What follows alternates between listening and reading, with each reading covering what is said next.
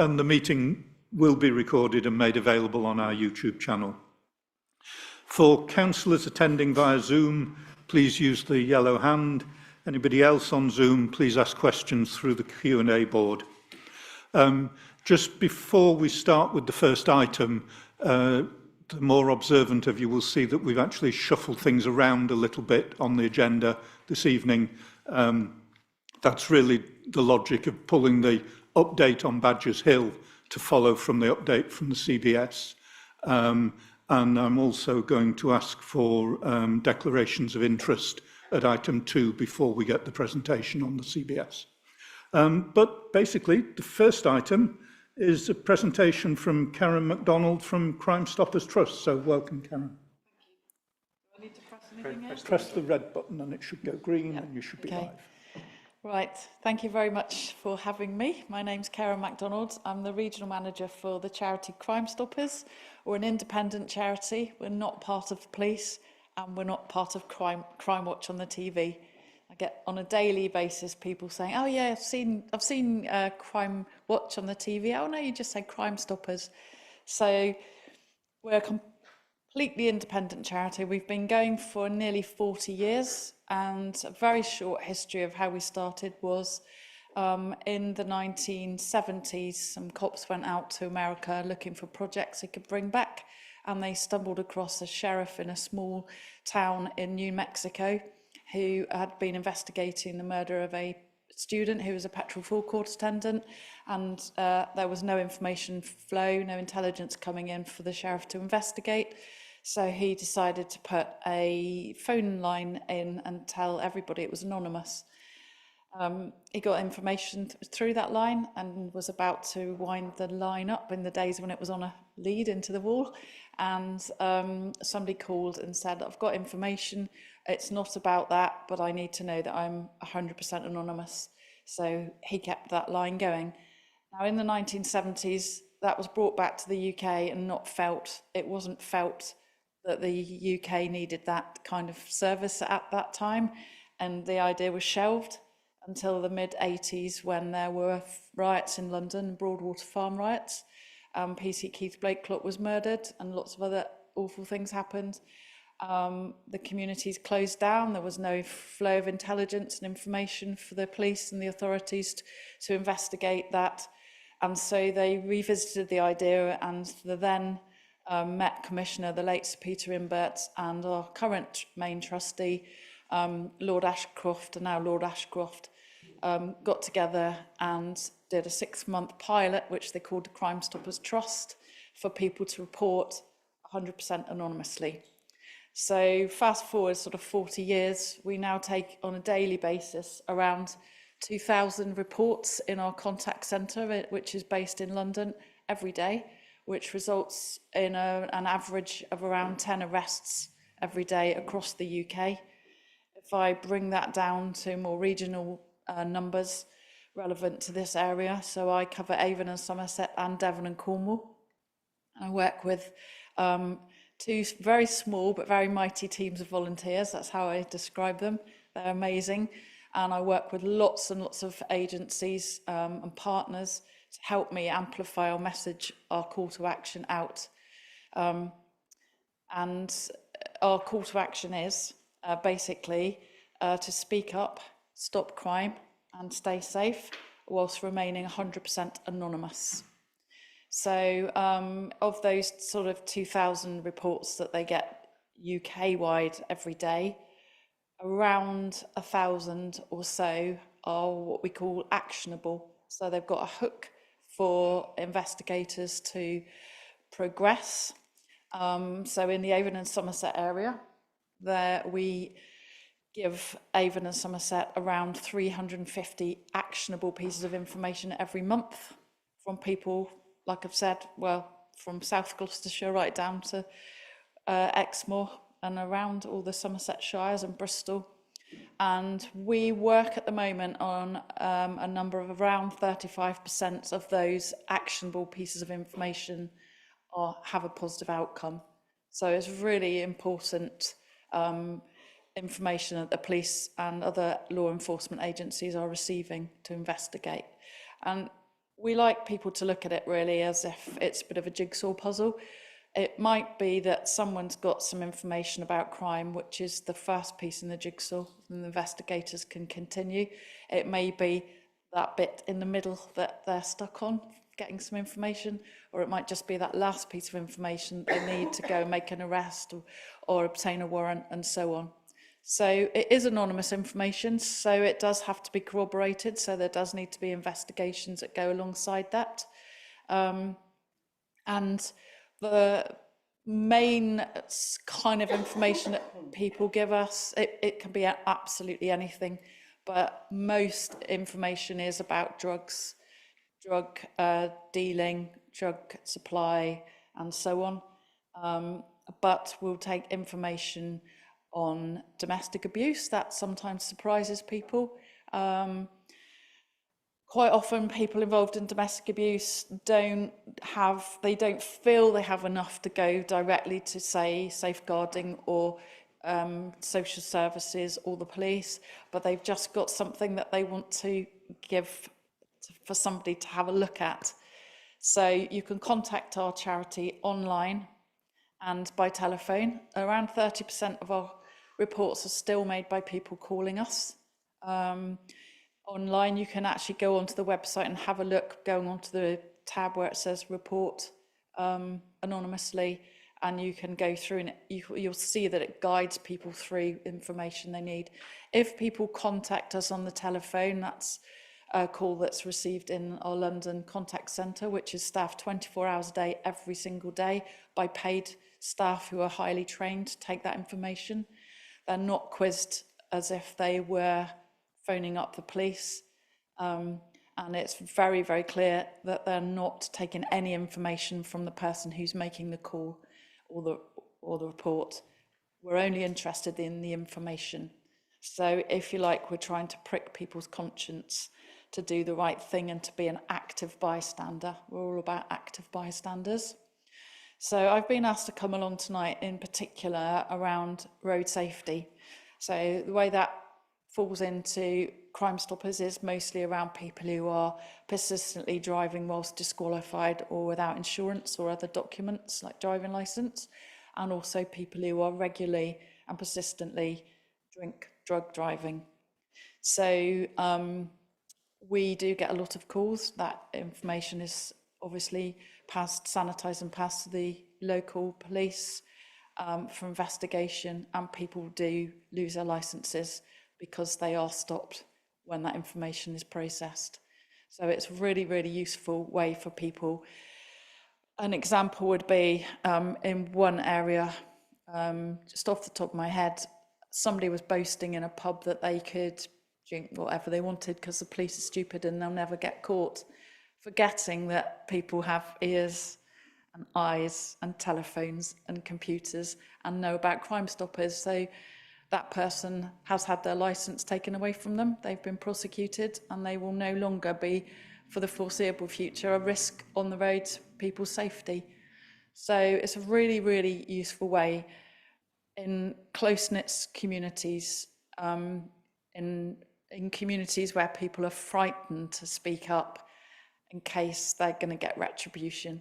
There's literally no way that we can find out who it is that has given the information. We're not interested in that. We're only interested in the report that they're going to give.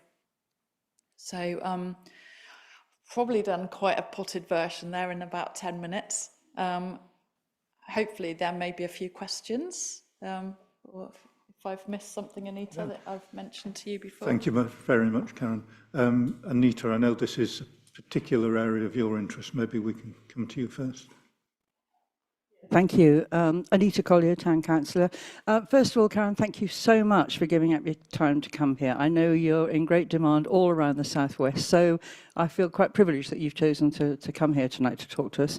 And I know in our conversations we've talked about how you are very aware of the incidents on the A361 that's causing us so much anxiety in the town. I know you're working with police and other agencies, but it's really heartwarming to know that you are going to be looking very closely around this area and focusing some of your campaigns and promotions around Frome, particularly considering everything that's been happening of late. So we'll be very grateful for all that, and we're very happy to support you in any way we can. So good news. Thank you. Yeah. I mean, just to clarify, well, to reiterate, I didn't sort of say too much about it when I should have done, but we are going to be focusing on messaging on the Frome area and some other rural areas actually around Avon and Somerset area to amplify our message, our call to action for people to speak up. If they know somebody's regularly or persistently drug driving, then report it, and then something can be done about it, because we do know that at least 30% of fatal road traffic accidents are attributed to people that have been drink or drug driving. So we've got a whole web page on our website on this. You can amplify that out for me. There is going to be activity going on in this area.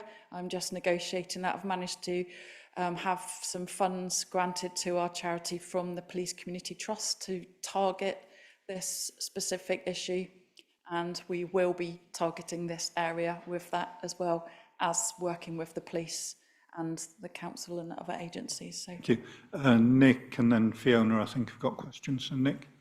Yeah, thanks, Karen. Nick Dove, Town Councillor. I mean, it's right, isn't it, to say that a lot of people, first of all, with Crime Stoppers, the worry is with people giving information that their identity will be disclosed. That's never happened. But also, if people report it to you, you pass it on to the police, and there is then a process, if necessary, of follow-up to check something's happened. And also, a small bit of information can add to a much bigger puzzle, if you like, and allow police to take action. yes, so we do have a two-way reporting forum. So if you were to go online and give your information, it does say, are you happy to be contacted? The way that happens is through a confidential box. So you get a reference number, you go back into the confidential box in a couple of weeks' time, and then if there are any investigators that have more questions, that goes in the box and you put your answer in and so on. So that's the only way. And then another question that people might have about, on the same kind of vein, is rewards. So we do offer rewards for people giving information. Less than 2% of people claim rewards, interestingly. People are not driven by the financial reward, which is nice to know, but it is there if it's needed, and sometimes it is. We do enhanced rewards, so when there's really big incidents happening, people donate money to us as well, or they pledge money to add to that reward. And that is all done in a very confidential way. It's done by numbers and codes and things, so nobody would ever know who was claiming that money.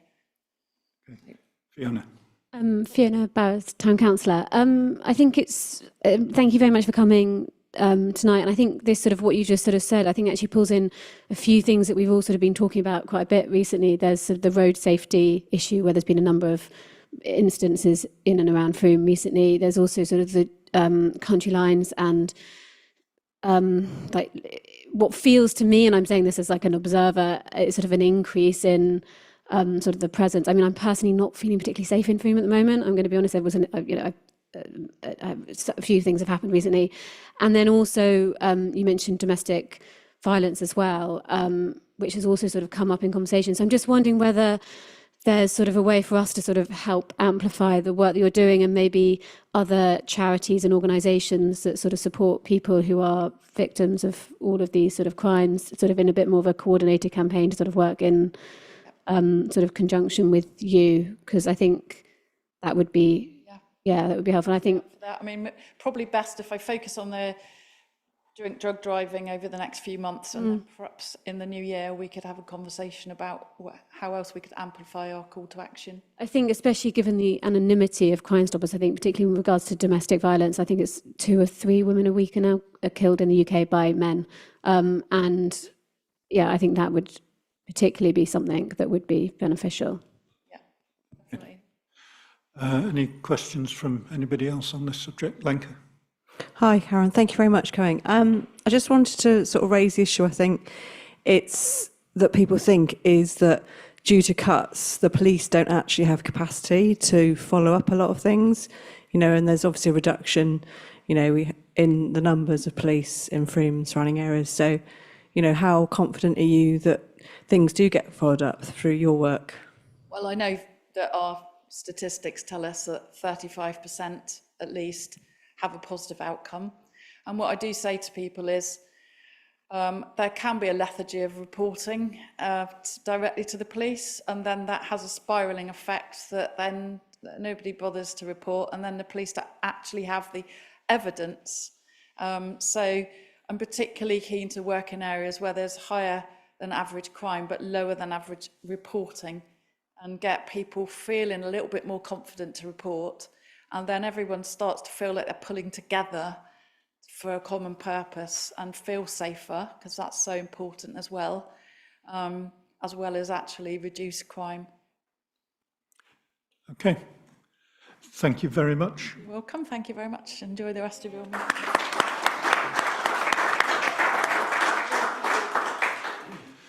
So as I mentioned earlier, we've slipped the agenda around a little bit. So item 2 now is that we're going to take apologies for absence, declaration of interest, and then the approval of the minutes. So if I can ask first, Paul. So we have apologies from Tracy Ashford, Ben Stills, Mel Usher, Lisa Merriweather, Polly Lamb, and Cara Colonet. Okay, I can see Fiona's already proposing that we accept those. Take Nick as seconding it, and that seems so. It's Fiona and Nick. Unanimous. And just to note, I think Carla's online, so sort of technically apologising. Okay, thank you. And then declaration of councillors' interest. I'll start as a trustee of the share shop, and then I'll go around the room. So Anne. Yes,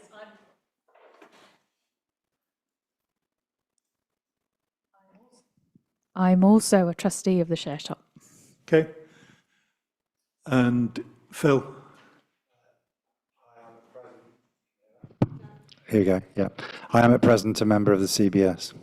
Thank you. And Anita. Also a member of the CBS. Okay. I think that's everything. And then moving on to the minutes of the last meeting on the 7th of August. Did anybody have any questions on those when they were circulated? Fiona? I asked, I think both Lenka and I spoke about the Somerset Council's consultation on council tax reduction, and I seem to remember that Peter offered to check whether, because our council, like our precept as Frome Town Council, goes through Somerset Council's like processes, whether that means that we're like a statutory consultee or whether we get to have any sort of say on it. And he said he would check. It's not minuted, but I just wanted to kind of flag that up, that I still think the consultation is incredibly unclear and badly done. I can only say what I think is the case, but I don't think we are a statutory consultee. I think we're a statutory consultee on planning applications and not much else. Max is nodding over there. We were consulted, though, and in my absence, Peter canvassed views of councillors and responded to say that the reduction we wouldn't support. But your point was made. Thank you. Okay, thanks. If there's nothing else, can I ask somebody to propose that we accept those minutes? So I've got Anne Hills as proposing, Fiona Barrows seconding, and a room full of orange cards. So that's unanimous. Thank you. Okay, so the next item on the agenda is a presentation on the Frome Town CBS, and I think we've got David Parry and Andrew Carpenter to come and talk to us through that. Some slides to go with it. Okay. So, good evening, ladies and gents. I'm Andrew Carpenter. I am chair of the CBS. Thank you very much. And I'm joined by my colleague, David Parry, who is both secretary and treasurer. Originally, I wasn't able to be here tonight because I was meant to be at a dinner in London, but thankfully the dinner was cancelled or postponed, so I'm able to be here. So thank you for the opportunity to give you a bit of an update. David's prepared these slides, so I'm going to let him go through them. But before that, I just thought I'd give a bit of an overview from my position, my point of view. So as you know this better than I. It was nearly 2 years ago that you very kindly did what you did to really save the football club. It was going to be no more. And I have to say that the football club and everyone involved, the supporters and all the stakeholders, are eternally grateful for the work that you've done as a council back along. And subsequently, since then, in particular, we'd like to pay tribute to Peter Wheelhouse, who has been a real strength, and others, Lisa and Mel and so on. So it's unfortunate they're not here. So that's the first thing to say. Now, I came on board 18 months ago. It was March 2023 when I put my cap in the ring to come on board. And I have to be honest with you, it's not what I expected. I'll be very blunt. I've done 2 previous community projects, one back in 1985 when I was vice chair of the Frome 1300 celebrations, and I was chairman of the Frome Millennium celebrations 24 years ago. And I think the only one that will remember that is Anita, who was on my committee. So I was envisaging this wonderful community operation, this community project, where we would do spectacularly good things for Frome as a town. I'm born and bred. I've lived in Frome all my life. I have a passion for the town, and I have a passion for football. So for me, it was a wonderful opportunity, and I still think it is, by the way. But I need to give you the facts as they are. So we moved towards our first AGM in November last year. You kindly came along and joined and participated. But I have to be honest with you, since then it's been bloody difficult. Am I allowed to say that? Yeah. I've said it now, so it's too late. But it's been really difficult because we have encountered a lot of issues. We've got some real culture problems up there, okay? It's a culture that is difficult. And I thought I could deal with culture change because I do it all day, every day at work. But it's been difficult to work my way through some of the culture changes that I think is necessary. We've had resignations on the board. We're meant to have 10 board members. We got down to 1, me, but thankfully 3 of the resignations hadn't come into me, so they weren't official. So we persuaded them to stay on because we needed 6 to keep going. And then we could only co-opt 2 because you have to have 4 that were voted at the AGM and 2 that are co-opted. I'm giving you this warts and all, folks, because you need to know what we've been up against. So we've now got a settled board. Chair, me, no vice chair, secretary stroke treasurer, co-opted, operations, facilities, head of football, nobody dealing with Marcoms. So our communication with our members has been awful.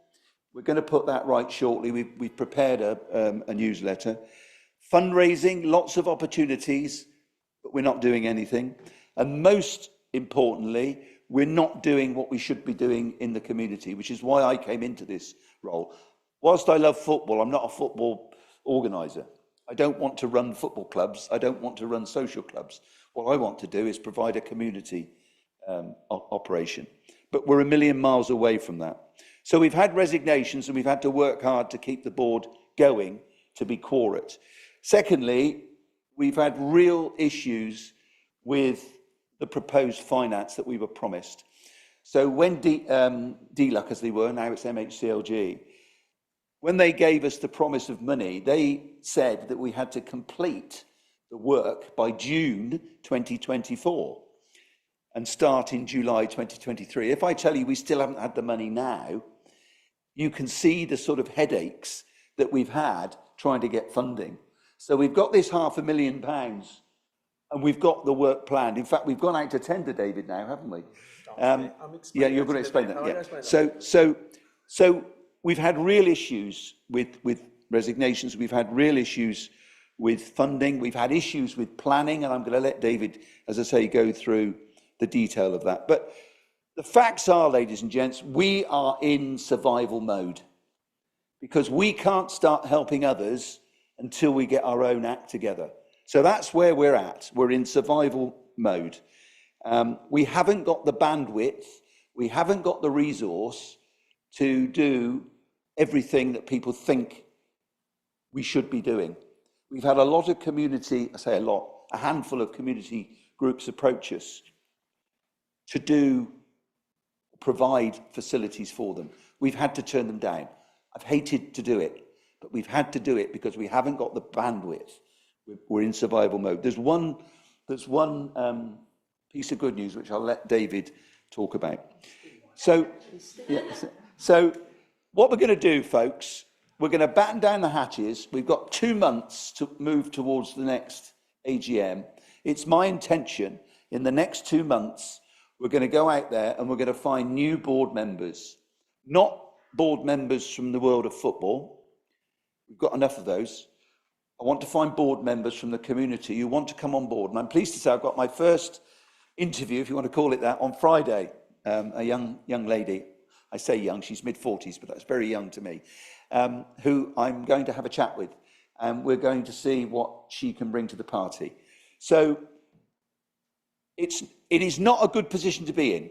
And I'll be honest with you, on many occasions, I've considered resigning because it wasn't what I signed up to do. It wasn't what I wanted to do. But I'm not a quitter. I want to make it work. And I hope my legacy will be when I come and speak to you in 12 months' time, that we've got a fully functional. But I've let you down, guys. We haven't delivered what you wanted us to deliver. We haven't.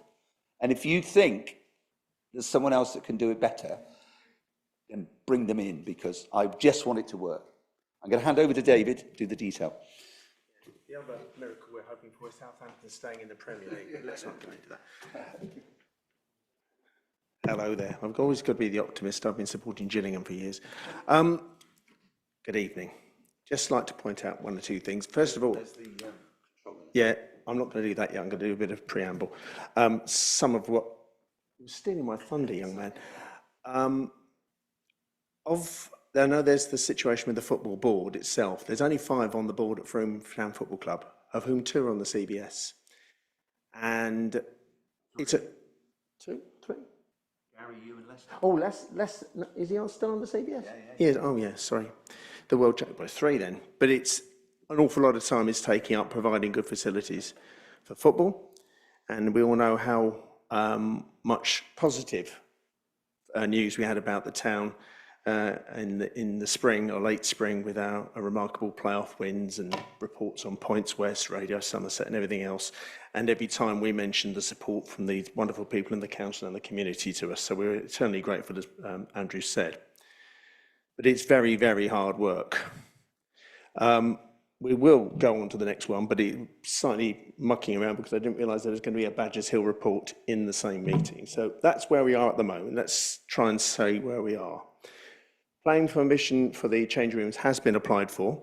That has been a long, hard job carried out by the architects, with the final application going through because we worked out that by having a changing room at the far end and trying to upgrade the boiler at the clubhouse, we'd end up paying twice as much money. So we're all at one end, and actually it works out logistically as well.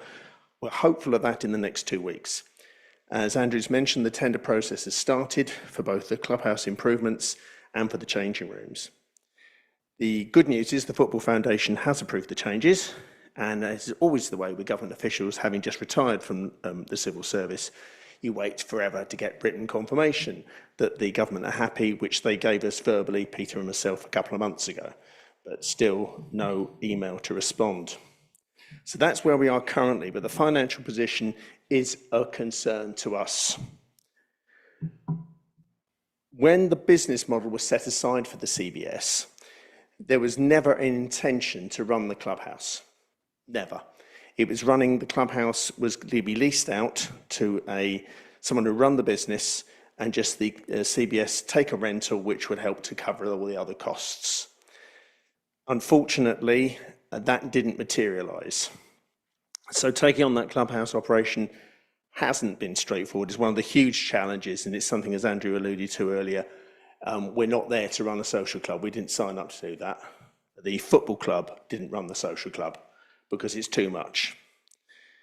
Cash flow issues were caused by starting from scratch. The previous tenants walked out, left debts, no stock. And it's only thanks to the generosity of the previous secretary that we were able to get going, and that loan was repaid. And we're all grateful to him and to Martin for that. We weren't given sufficient information about costs and liabilities. Despite numerous requests, those people didn't give us that information. So effectively, the CBS has been running blind, and there's still things coming out of the woodwork now.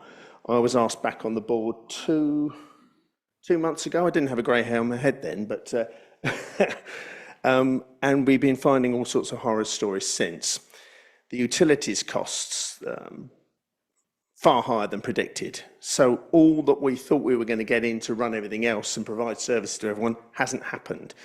And also that's taking up time that we could, rather than looking forward, which I think when I joined the CBS and joined the football club, wanted to move things forward, we've been tidying up messes, and that's not what we're here for. The good news is the utility companies have all been calmed down. It's going public, so I won't say any more, but the debts are under control. Now, business rate relief, thanks to Peter's help, we got that. We even got some money back. I nearly did a run around the estate where I live, a lap of honour to get some money back, but we actually got some money back thanks to arguments. Here's another example. SSE Energy charges £15,000 for electricity for 6 months. I know prices have gone up, but that's a load of old rubbish. So it took me 3 hours of negotiations with these charming people at the SSE call centre. We've just paid off the debt, and the hounds are away. The debt of £2,000, which is a bit more realistic. But that's the sort of stress that the people running the CBS have been put under. So when you do get questions about providing services, I hope people can understand there isn't the time to nitpick and argue over 20 quid here, 30 quid there. We've got far bigger fish to fry to protect the asset for the community. What we have done is monitored costs. We have found out various things like VAT wasn't being charged to some people. We weren't charging a realistic rate for the hire of the hall. All sorts of things like that. And again, the social club, or the clubhouse, they were employing too many people. And we've had to let some people go to make it more manageable. But let's get this clear on the finance. Without the football club going in there, the CBS would have finished. The amount of money that the CBS took through the clubhouse during the successful period from January to May, more than paid, kept the roof over the head, literally the roof over the head. But one of the things that comes up now in the challenges, I used to have this trouble at work where the thing eventually moves. There you go. And that's something I've alluded to earlier on, the insufficient suitably qualified people available. You know, frankly, I was volunteered to be temporary secretary, thank you, Paul, and treasurer. That's just, I'm doing 2 jobs, yeah? I'm also finance director at the football club, and that's challenging, thanks to Barclays. And that's the point I made there, risk of burnout and resignation of volunteers, and that's partly the reason why we've lost people, because it's not what we came into. We came in to preserve football for the first team, the ladies, the under-18s, and hope to expand and use the facility day in, day out to generate interest in the community. And all we've been doing is trying to put out a fire with a 50p fire extinguisher. We haven't got the ammunition to sort it out. So we do need to organise more events to raise money to pay the electricity bills. We are paying higher rates on everything because we don't know when we can start rebuilding or reconnecting our services. We're now paying top rates because we don't know where all the electrics will be done until we get the planning permission sorted. So all the old contracts have gone and we're now paying high rates. And up there again, building costs have risen since the bid was prepared. So we've got to be mindful of that too. Positives though, we've opened dialogue with organisations of the community, hopefully the Purple Elephant Youth Club starting this month, running on a weekly basis. And further forward, we are going to monitor costs and look at all options to secure the facility for the long term. And I mean, look at all options. We have got to do that. And Andrew alluded to their membership email will be issued soon. Unfortunately, as part of the handover, I've got no record of the members. I do know now there's 2 in this room, which is good news. And 3, me, 4. We're going up all the time. But in all seriousness, that's part of the problem. We can't find anything. Or I'm spending an hour finding one email as a volunteer. Not good enough, is it? That's the thing we're fighting against. So what we need is the help of everyone in the community. The council have been fantastic. The local community have been fantastic. But just with a little bit more help and work together, we'll get this sorted and build a facility suitable for the whole community. Thank you. Sorry, can I just mention one more piece of good news? We have at last got the men's team, the ladies team and the youth team to agree a way forward and work together. So bit of a tick in the box on that one. And when I talked about culture problems, that was one of the biggest. Okay, so well, David and I here. Explain that one. That's well, we won't go into detail. Like local rumour. It's people in Chinese whispers. And we had an open meeting. Rather than shouting down one of these screens, we actually had a meeting round a table. Yeah. And suddenly the atmosphere's changed. There's now Mickey taking on Facebook and Messenger. We're back to normal relations. And that's the important, that's what we want to try and do. Work hard as volunteers, but help each other. Yeah. And that's been missing for the last year, frankly. Okay. But I think, with your permission, if there are any questions or comments, David and I, please ask them now. Okay, I can see Philip and Fiona. Philip. Hi, David and Andrew. Thank you very much for your presentation. Just 2 quick points, if I may. One is the fact that you say that, and I knew this before tonight, that you have directors who are on the CBS but are also on the football club board. Do you not think that, as you said earlier on, you're trying to implement a culture change that actually that sort of continues, that sort of culture that you're trying to get rid of, and that there should be a definite separation between the 2 boards? And I appreciate what you said about working and taking on 2 jobs and so on. So I think that's something that needs to be done to signal to people in Frome that, yes, we are implementing that culture change for other reasons we won't go into now. And the second thing is the clubhouse. You mentioned running that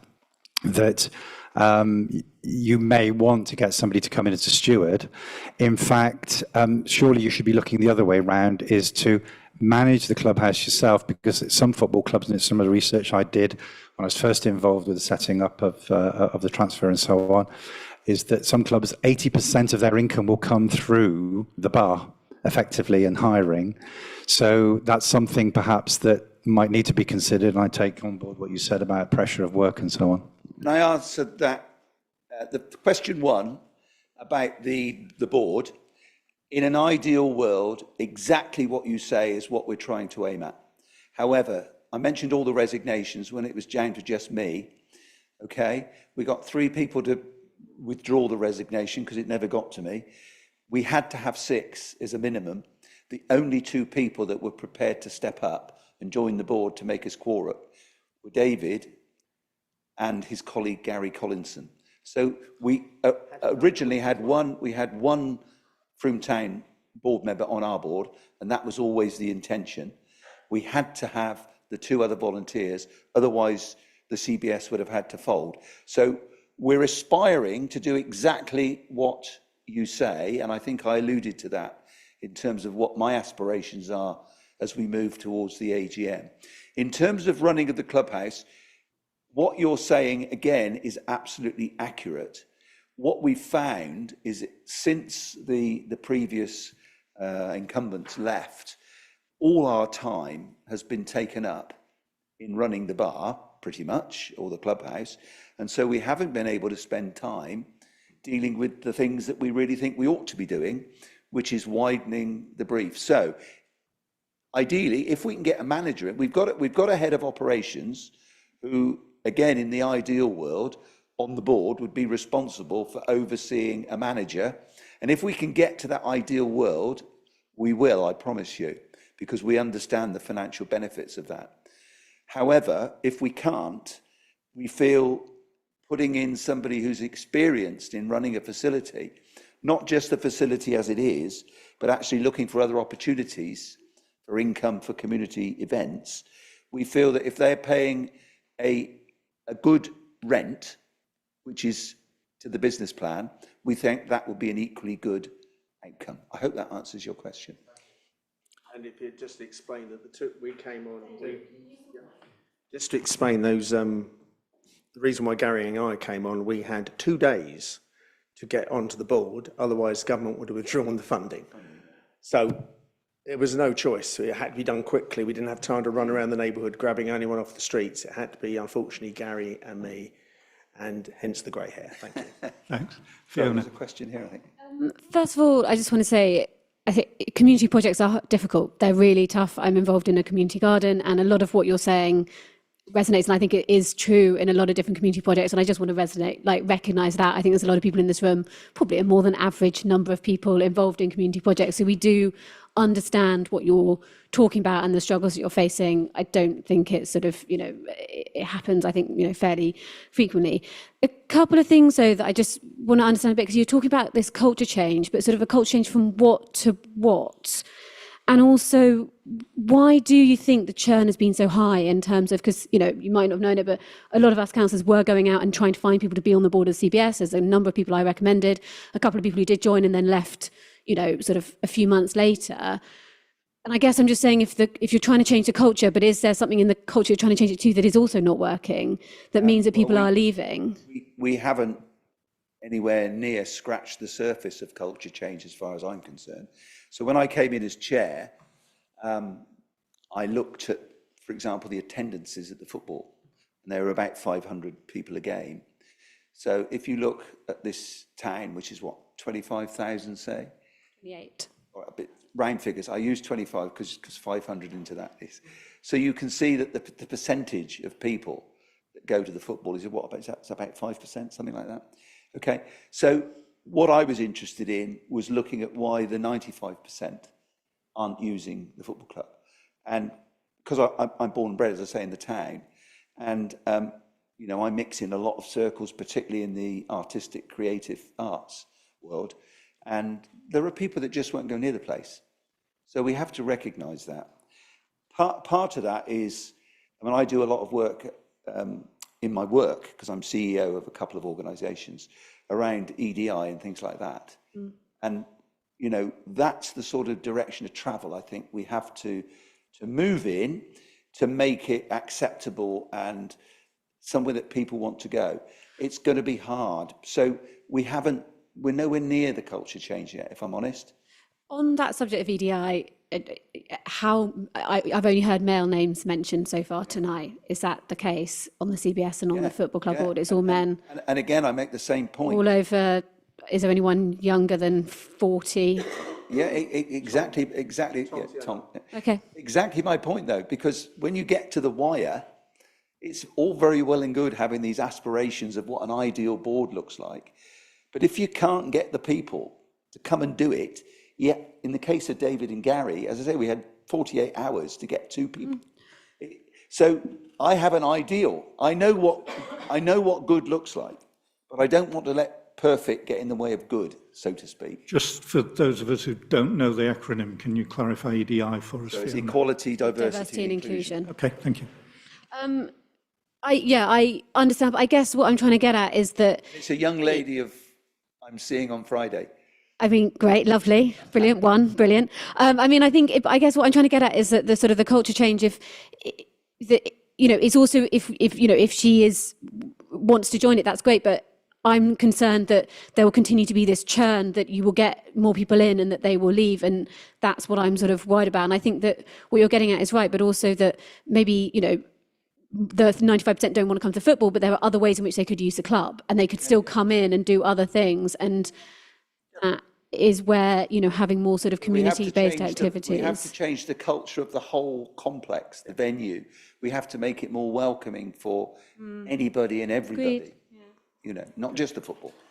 Okay. Well, that's one of the things that's part of the plan, is to improve the lighting in the car park so people feel safe. Yeah? For night time. Yeah? Football is only twice, well, thankfully, thanks for the CBS getting some money in, but we've got 3 games this month, otherwise there's only been 1. And no venue can survive on 1. So you've got to run on something else. And even if you had all the money from going into the CBS, running the clubhouse, it's only 1 match. We were panicking that we only had 1. Thankfully, I had a replay last night.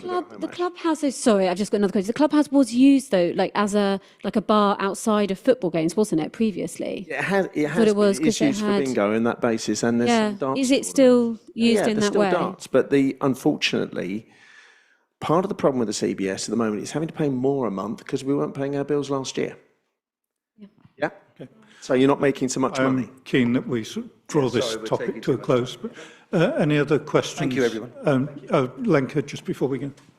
Yeah, just carrying on from Fiona, really. I mean, people are using the clubhouse, so there are things going on. So I don't understand why other groups, community groups, are not allowed to use the clubhouse, or not continue to use the clubhouse, or have their bookings cancelled at short notice. We've had to take a hard line on the amount of time that we can spend in bringing new or existing clubs in. We've had to take a hard line on what we're going to charge per hour to make it more businesslike, adding VAT as an example. And some of the people that have approached us are just hard work and taking too much time and energy, to be honest. You want to say? Hard work and time and energy, sorry. No. We were doing Frome lunches, we were paying £25 an hour, despite rumours that we were having it for free. So we always paid £25 per hour. I don't think we were hard work at all, because next door at the bar side, you had lovely community atmosphere. Families were coming in on a Sunday, and then we were using the main hall, and we were getting a more diverse range of people at the football club. Exactly what you're talking about, bringing people in. We weren't costing any more than that, I would say. I didn't realise you were. Well, I can answer that. The reason why it's called off a short notice is, and I can't go into public about the person involved, but one of the problems we were having, and I mentioned it earlier about costs, it was costing us a fortune to employ a cook there permanently. We had to let that person go. And there are other reasons as well, which are confidential, I'm not going into. So we had a week to sort that out. And we haven't still sorted that out. We're still trying to get the kitchen working properly.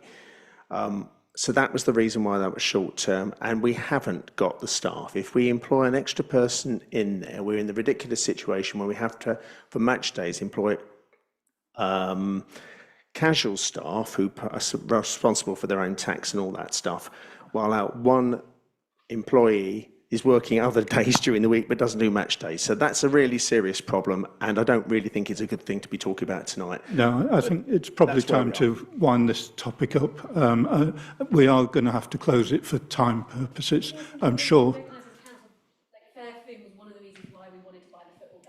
That was what part of the vision was. I just want to say that as a council. It's other groups that are also affected, as I mentioned at the last town council meetings, not just Fair Frome. Well, I will say 2 things.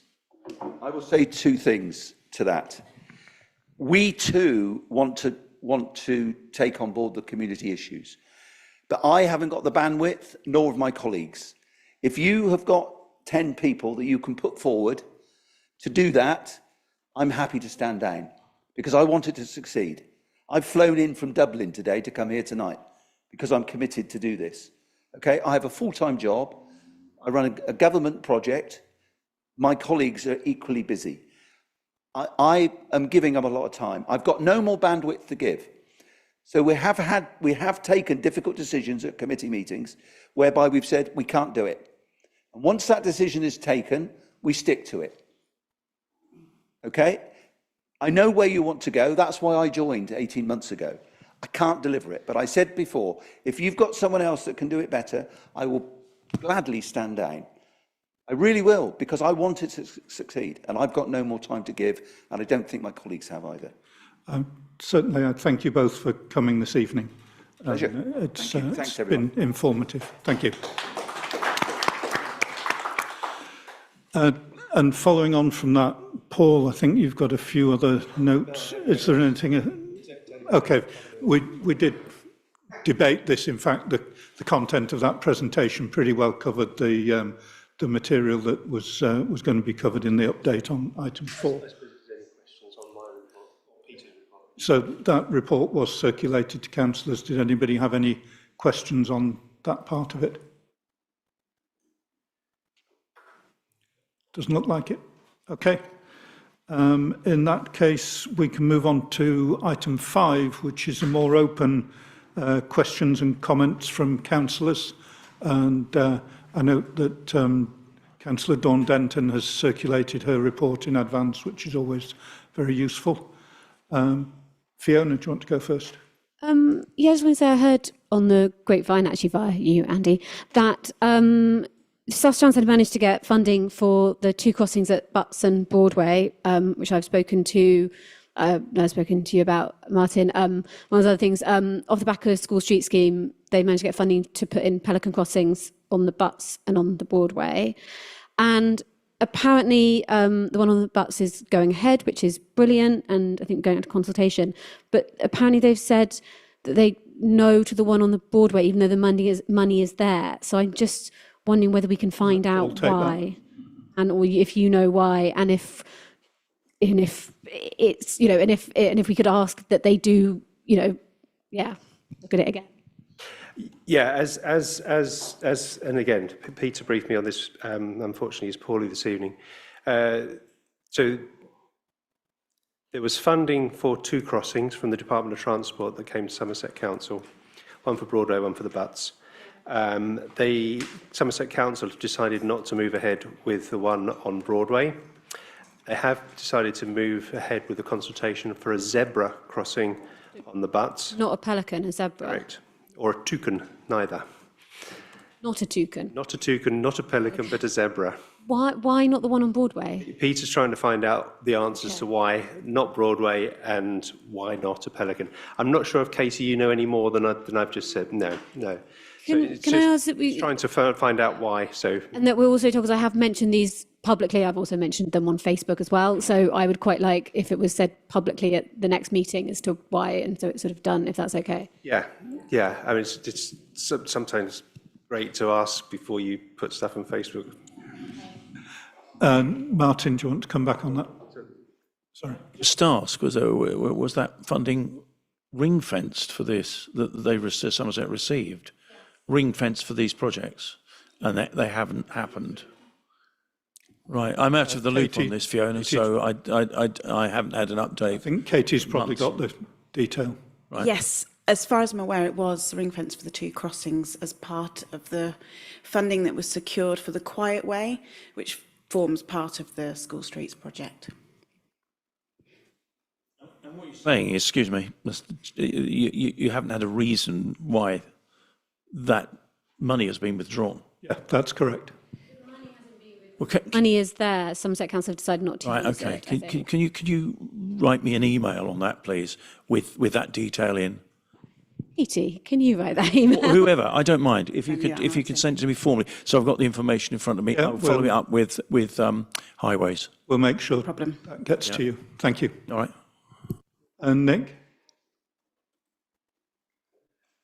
Follow up on that. In terms of, you talk about consultation where the crossings are, we have a number of crossings in the town, not many, which all seem to be in ridiculous places. They don't, not logically, like the one on Bath Street and the one on the Butts doesn't naturally fit where the flow of pedestrians are. And I wonder whether that consultation actually would include moving it, maybe so it works at the end of Redland Terrace rather than where it is at the moment. So I do know that the crossing in question, that's now going to be a zebra rather than a toucan, is going to connect Water Lane up to the end of Somerset Road. So it's going to be much further down. So it's on between the Butts and Butts Hill. So what it will do is connect the Quiet Way, and so the Quiet Way being the cycle route that's now part of the School Streets zone. What we had hoped is that it would connect, it would be a toucan crossing, toucan meaning pedestrian and bicycle crossing, connect Keyford and the other side of town up, but that's where it will be. Right, thanks. Because, of course, there is an awful lot of children who come up from Keyford, who come up through from the end of Loxhill and along Redland Terrace across there. If they don't go with Broadway, it'd be nice if we'd have 2 on the butts, please. Wouldn't it? All of them, please. 3, yeah. Okay. Any other questions from councillors, members of the public? Anything online?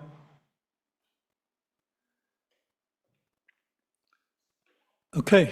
In that case, I think I can move on to item number 6, which is a verbal update on work relating to asset and service devolution. And Max, you've got this one. We have this one. I always feel like we should play the theme tune to the Archers or something when I come up and update you on the soap opera of what's happening in the great devolution debate. So I gave an update last time, so I'm just going to update that update. So many thanks to all of my colleagues who have taken part in a series of workshops which we've held internally, really, with staff and councillors to think about what might be in this Frome devolution prospectus. We have, and many thanks in particular to Peter, Wheelhouse and Rachel, who have indulged my madness in the way in which we've run these workshops. So these workshops have been run on the basis of trying to create a story of how we might use Somerset Council assets in order to improve outcomes in the town.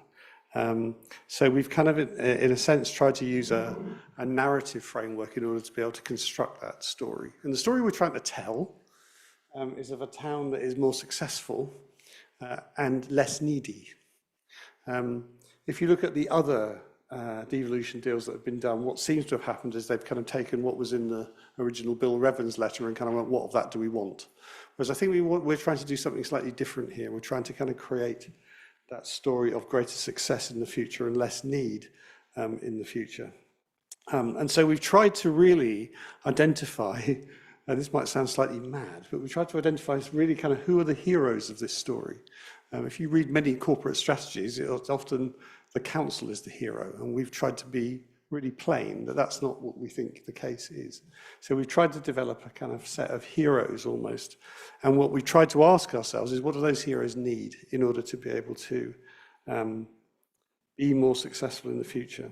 So if we take, for example, the thriving town idea, so who should be the heroes of that story? And really we fastened on a number of different groups really. So the independent traders of the town are clearly one group who really make the town in many ways. Their willingness to risk and to invest and to put themselves on the line and try and develop a town which is full of independent traders is something we really want to encourage. They're the heroes. And so the kind of question for us is, in the devolution deal, what help do they need? And what's come out of that is kind of quite intriguing. So one of the things that I think we need to seize responsibility for is economic development, is tourism, all of those sorts of things which allegedly Somerset have done for some time, but no one, I think, particularly notices that. So really there's something about promoting Frome's story within all of that. So we're not devolving an asset there, but we are potentially devolving a clarity around responsibility in relation to those things. But when Nick and others go out and talk to traders in the town about some of the things that hold them back, very often it's the fact that the public realm in which they operate seems really closed to them, that they kind of can't influence what's been done in those areas. So we can't close streets to hold events. We have to ask permission. We can't use the car park to do different things. We have to ask permission. We don't control the markets. We don't, there's a whole bunch of stuff that we're saying, I think if we controlled those things, then it would create a far more prosperous, a far more thriving and lively environment in which those independent traders could be potentially more successful. Payment and event licensing, all of those things. Not huge amounts of money attached to these things. They're really about us having more control over the locality and the local area. So we want to make the case for that. Another potential hero in the story is a place, is Frome Riverside. Currently a series of unconnected assets as far as different people who own different parts of it are concerned. And what we're trying to piece together is a vision of if we controlled all of those assets, not necessarily owned them, but controlled them, the library, the car park, the cheese and grain, the riverside, all of those sorts of things. What could we make of that? What could we make of that place that we can't do now? And so we're trying to develop that vision as well.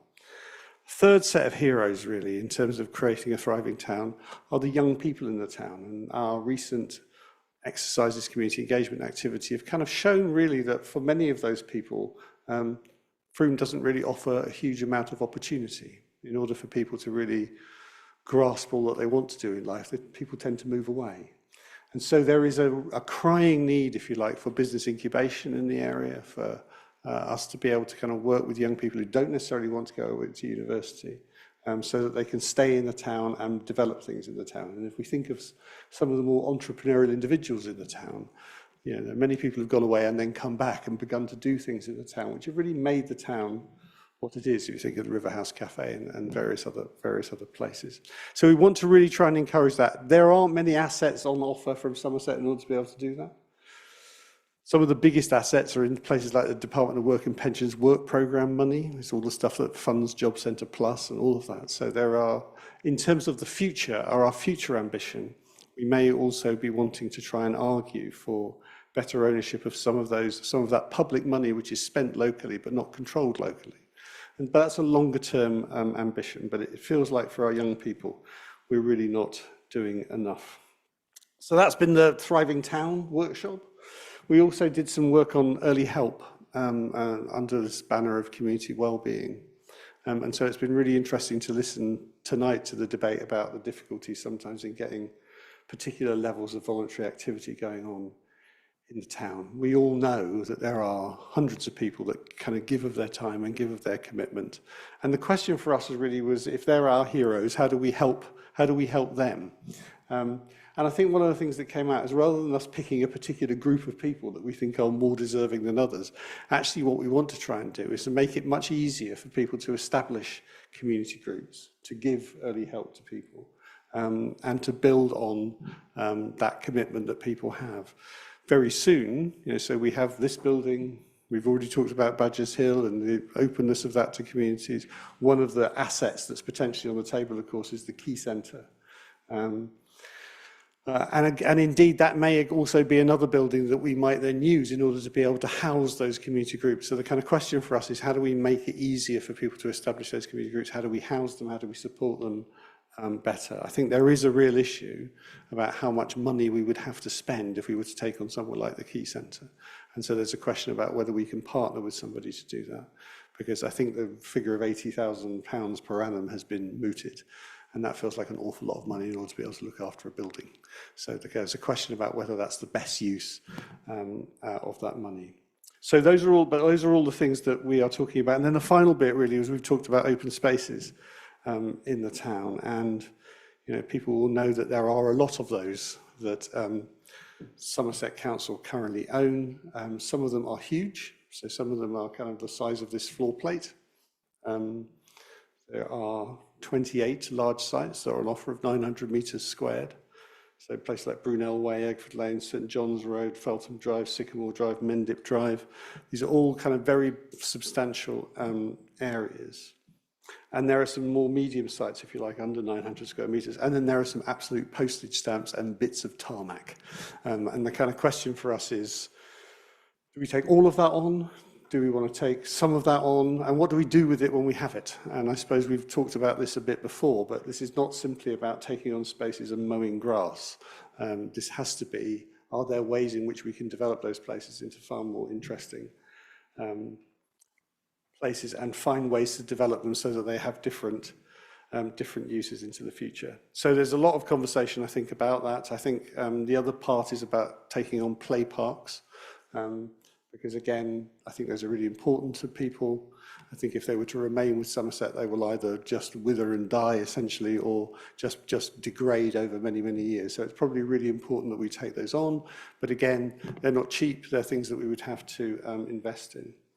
So if you take all of that stuff together, and this is really the kind of point of the prospectus, and also the point of developing an idea that we will then go and talk to Somerset about, so that we can test in reality some of those ideas before we bring them back as a potential proposition for this council to work to vote on.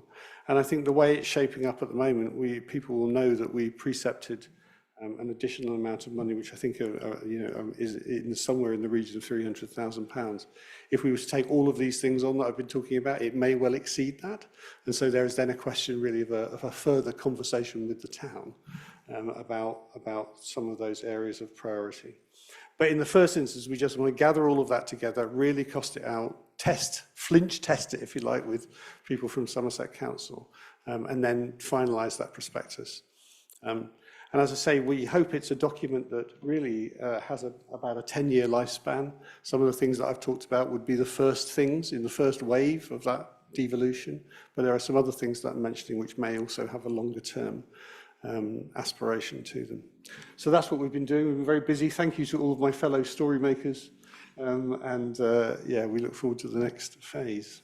Thanks, Max. Are you in a position just to clarify some of the timescales around those immediate next steps? Yeah, so very briefly. So we want the first draft of the prospectus to be ready before the 22nd of September, which is when I go on holiday. We're then, I think, wanting to meet with Somerset. We had originally said the 27th, but I think it may need to be just slightly later than that. There are sort of time frames to hit because there is certainly a big open spaces report being authored for the Somerset executive. So we need to give them some kind of indication of the direction we want to travel in order that we can influence the content of that report. But we would hope to bring a far more rounded prospectus back to here in October. Great, thank you. Questions from the floor? Go on. Okay. I think, Lenka. I'm always asking questions. Good, you're always welcome. Thank you. So are you sort of saying that you might not go for the key centre due to costs? You're not sure? No, I'm not saying that at all. I think I'm saying if we were to spend £80,000 per annum, do we think that's best focused on somewhere like the key centre? And there are voices for and voices against that. Yeah, and there's also someone else interested in buying the building. So that's right. So there's also a question about would it be just us? Can we partner with somebody? So yeah, all of that's kind of up for grabs really. Who else is interested in buying the building, or can you not say? The Baptist Church. The Baptist Church. Oh yeah, no, we have that. Can I ask your opinion on the key centre and whether you think it would be a good asset for us to get? I don't think it's not. I'm asking your opinion. Your opinion. I'm just interested in your thoughts on it. As do you think it could be valuable? Yeah, I think it would be a good idea in an ideal world, but it's 80,000. It's got to be managed, hasn't it? Yeah, and it may well be that we can do that in partnership with someone. We would have to come to some agreements about the way in which it was used and the tone of the building and all of that kind of stuff, because I don't think we want to buy an asset which is essentially for kind of churchgoers. No, I mean the big question is that money best spent on a physical asset, or could we use that money in a different way? Okay. Any other questions for Max? If not, thank you very much. We look forward to welcome to the next follow on. Okay. Next item 7, an update on the location of the community fridge. Sarah, I think you've got this one. Yeah, the paper was circulated, and the brief message is that Lungi Baba were still in negotiation, but the community fridge want to go back in October, and I think Mahesh is also looking at October. That's it. Any questions? Steve? Does that mean they'll leave here, or will they operate on 2 sites? No, a couple of months ago, Terry was hoping to keep both open. I don't know what her current hopes are. And I guess it'll probably see how it goes once it's back down there, whether she can maintain the 2, whether they've got enough stock, etc. Nick? Hi, Sarah.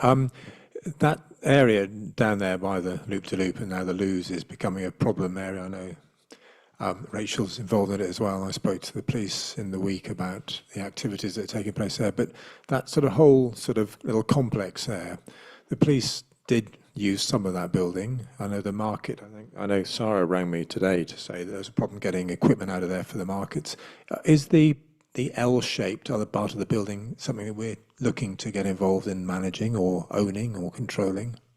You mean the toilets? Next, the L bit next to the toilets, where there's police have used it, there's storage. We haven't been offered it yet, and we're still on temporary licence with the toilets. So when we come to bring to councillors the decision about whether you want to take on the toilets in their existing state or other options, I imagine we'll also be talking about the leg of the building.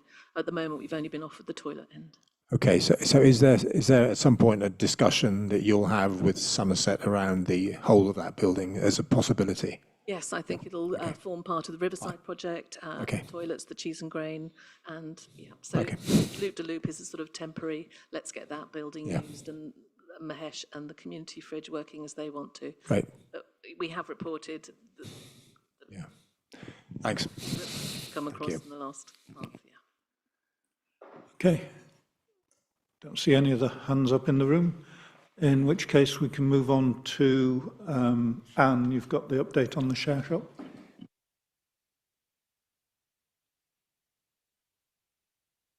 Actually, just before you start, we have had input from Councillor Usher, if you wouldn't mind putting that into context now, if you can read that for us. Shall I read it now or after, Anne? It fits in quite nicely now. Okay.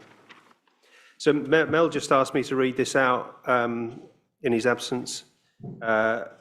Sort of he's saying the share shop, the council might consider that it is time to bite the bullet to help find a site and subsequently fund the service.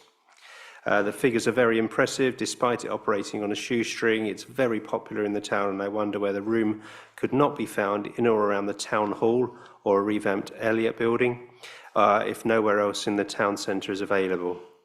Providing easy access to free food and useful household and leisure goods is probably one of the better ways of supporting people in the town who are struggling with rising costs. And that they may be even better than some of the other things we're doing in Mel's inimitable style. Thanks, Paul. Over to you, Anne. Hello. I am now speaking to you as one of the trustees of the share shop. So as well as being a councillor, I'm one of the trustees of the share shop, as is Andy.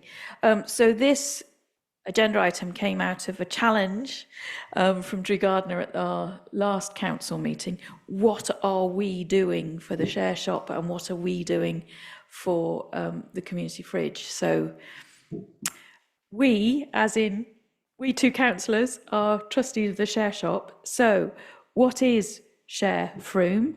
For those of you who haven't read the paper or haven't had an opportunity to read the paper, Share Frome is a social initiative originally established by Adventure in association with Frome Town Council, Sustainable Frome and the Cheese and Grain, the first of its kind in the country.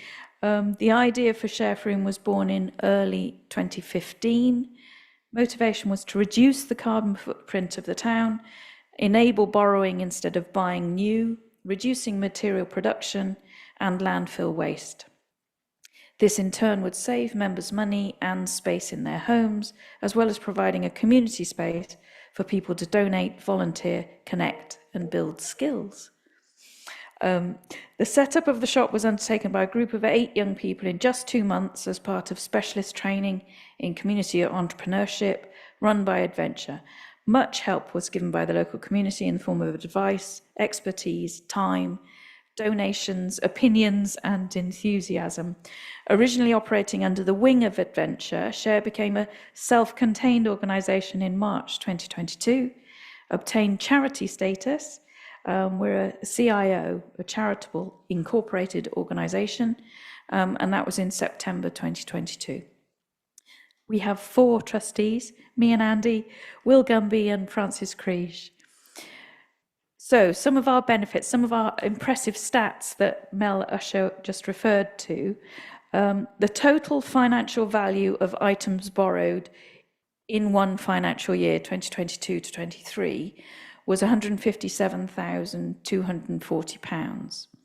So if our members had bought items, so discounting people who borrowed a drill and then borrowed another drill, we wouldn't expect them to have bought 2, but if they had borrowed those items and then borrowed them again, that would still have saved our members £127,295 in the year, in avoiding new purchases. But as well as that, in avoiding materials use and eventual landfill waste, an estimated 107,802 kilograms of new material use was avoided. And that is broken down into 15,204 kilograms of fossil fuel use. Now, when I'm presented by numbers like that, I think, well, yeah, but what does that actually mean? And I did some calculations, and that would be equivalent to an average car driving 7.75 times around the world in fossil fuel. So just to give you an idea, it's a lot of fossil fuel that we have saved the use of, as well as biomass use, metallic ore use, and non-metallic mineral use. If you want to, you can go and look at all of that transparency of our impact assessment on observablehq.com. So you can type in share shop and it will come up with all of the stats. So just before we had to go into hibernation, at the end of May this year, we had increased our membership year on year by 83%. The majority of those new members being concessionary members, so people on a low income in receipt of universal credit or the equivalent. Our turnover, financial turnover, was up by 67%. So, and then we had to close. And the reason being, the premises that Share has operated from at zero rent for the last 9 years is owned by Lloyds Banking Group. So we have to say thank you to the banking industry, particularly Lloyds Banking Group, because they own the Share Shop and the Halifax branch next door. Because Frome is using all of its banking facilities, and that's another story. Halifax has closed, so Lloyds Banking Group is marketing the whole space. So we have been given notice to quit. And the nature of the way people borrow, if I was borrowing the wedding kit to run my wedding, there is no way I would borrow it if I didn't think I would have access to it. If I was borrowing the bell tent to take my children on holiday, I wouldn't be able to borrow it if I didn't know I could borrow it and bring it back. So we can't work on a month-to-month basis as some organisations can. We can't have a meanwhile lease and just use an empty shop. It just doesn't work for our model. We need long-term, preferably a year, but we need long-term knowledge that we're going to be there to be able enable people to borrow something and then bring it back maybe a month later. So we just need long-term operation. Because we couldn't have that certainty, the trustees decided that we needed to close. The frustrating thing is we are still there. We're still storing our items in the shop. We could have been operating all through our busy period over the summer. But there we go. We have no certainty. We have secured storage space, so we are able to move our stuff out of the shop when Lloyds Banking Group finally tells us that we have to get out. And that will be given to us for free for the duration. But what we really need is space to operate from, to come out of hibernation. So what do we need? Our town centre location was great. We had a literal shop window for our charity, but it also had its downsides. There's no parking or even space to stop a car near to the shop to pick up or return large items. Ideally, Share will find premises in Frome for free or as little rent as possible with access by car. What we need is a minimum of 800 square feet, which is 75 square metres. We would like to offer a delivery service to members, maybe with a cargo bike, so we can deliver around the town who don't have access to a car. Just some information then about our membership options. We've got supporter membership, We've got pay-as-you-go, we've got concessionary members I've mentioned for people on a low income, and we also have business membership as well. So some of our local independent businesses support us as well. The additional borrowing fee per item, we calculate that based on a percentage of the amount it would cost you to buy that item for new. Our membership and borrowing fees cover the salaries of our shop assistants, our library assistants, utility bills and insurance. So it doesn't cover any rent. Our model doesn't allow for us to pay any rent. We have a large band of volunteers who help in the shop, fix our items, carry out pat testing, repair things for members and other people if they want to pay for that. Ideally, we would also employ a library manager, so someone responsible for fundraising, all of our policies and procedures, library operations, and also a volunteer coordinator. Once we've secured operating premises, we can then start fundraising to cover those additional operating costs. So our ask to Frome Town Council to assist us in finding suitable operating premises to enable Share to come out of hibernation. I've already been in contact with the Deputy Town Clerk who's offered to help broker contact with property owners. Questions? Okay, thanks. I've got Fiona and then Lenka.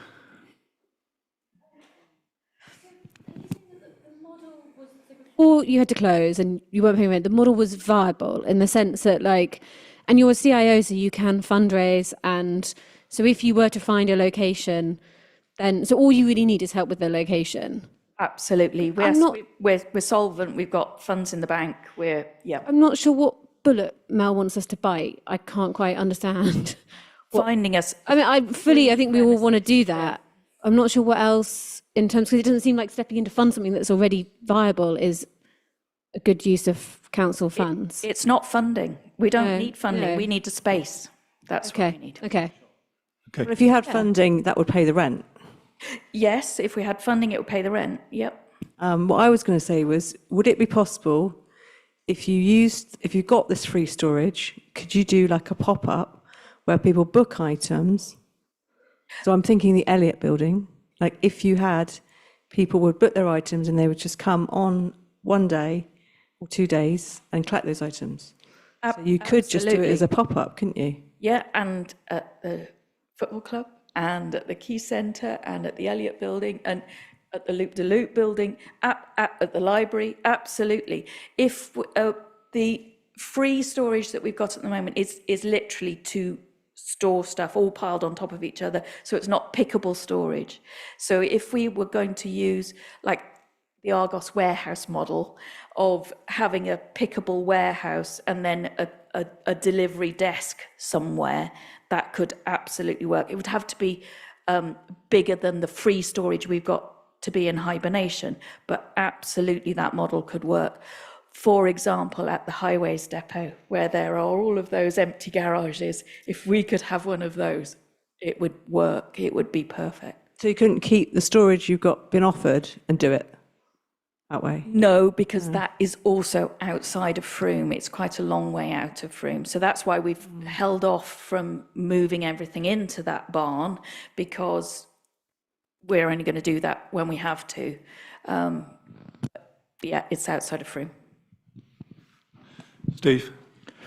I was going to raise something very similar to Lenka, actually. I mean, the chances of you finding a shop in Frome for zero rent, I mean, that's hen's teeth. Unicorn. Or unicorn, yes. What's it? Yeah. And as I said, a shop isn't necessarily right for us either. But a desk in the library where people can come and book and pick it up, I mean... Absolutely. And I would have thought, you know, if we troll around Marston, Commerce Park, something like that, and bang on a few doors, we've got a lot more chance of finding a suitable space than somewhere downtown. Yes, yeah. But again, for security of tenure, we need to know that we've got it for maybe 6 months, rather than, you know, you can have this for a month, because that it just can't work for us. I know we're asking a lot. I do know we're asking a lot. Mark? I think Lenk and I are feeling a sense of deja vu here. We both went through this with other Fairfrome trustees just before you arrived to find the premises that Fairfrome are now in. Peter helped us with that. We held events, went out to all the property owners, all the landlords, and in the end, after 2 or 3 years of searching, they have to pay a very full commercial rent for the premises they have. And that was the only way to get that done. And so there may be an element, you have to get the property you want, and there's very little property about, nearly everything in Frome is gone. To get what you want, you may have to think about paying some sort of rent. But to save everybody reinventing the wheel, there must be a database somewhere. If you ask John Carler, chair of Fairfrome, who was involved in the property search, a lot of this work has already been done. So there'll be avenues that we explored at that time that are dead ends. And so please have a word with John to see what the intellectual capital there is, because some of this has already been done, and Peter helped us with that as well at that time. Okay, very helpful, thanks. Steve, I'll just come back to you. Do you know how much, for argument's sake, a place at Marston Commerce Park would cost? Paying commercial rent. Well, we're certainly talking about north of 10,000 a year, certainly, which we could do, but we would then have to look for more grant funding. At the moment, our model is, well, it only works on peppercorn rent, and yes, we can raise our membership fees, but then the challenge that was given to us by Drew Gardner was, what are we doing for the people who need to borrow to save money? Drew Gardner, yeah. Elle's challenge is, if you were to find a place, then is it something that Frome Town Council could maybe think about funding for the first year to allow you to sort of build up and, develop the sort of the funding going forward? Is that something we could look at? Like that might be I don't know, it might be an option. Yes, please. On a sort of a limited basis, so that you can then to kind of get out of this like chicken and egg thing, maybe. Is that on again? We've actually, going on from what Mark said, we've actually had Fairfrome had a meeting with the pod. So the pod are actually looking ready to find premises similar to ours. They are looking for partners as well. So maybe get in touch with them. Okay. Might be viable to get one. This is this big community hub that we all want, isn't it? Yeah. Yes. Yeah, absolutely. It's the key centre. Yeah. Yeah. Okay. Thank you very much for that, Anne. Thank you. And thanks for everybody's input and support. That concludes the main public part of this meeting.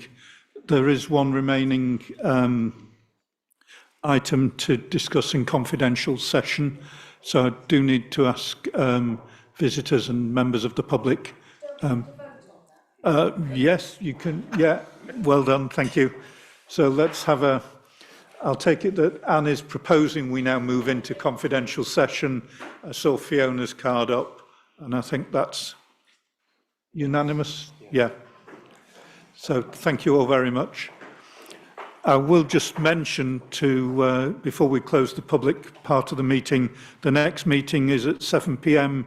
in here on the 2nd of October. So we'll look forward to seeing you all back in a month.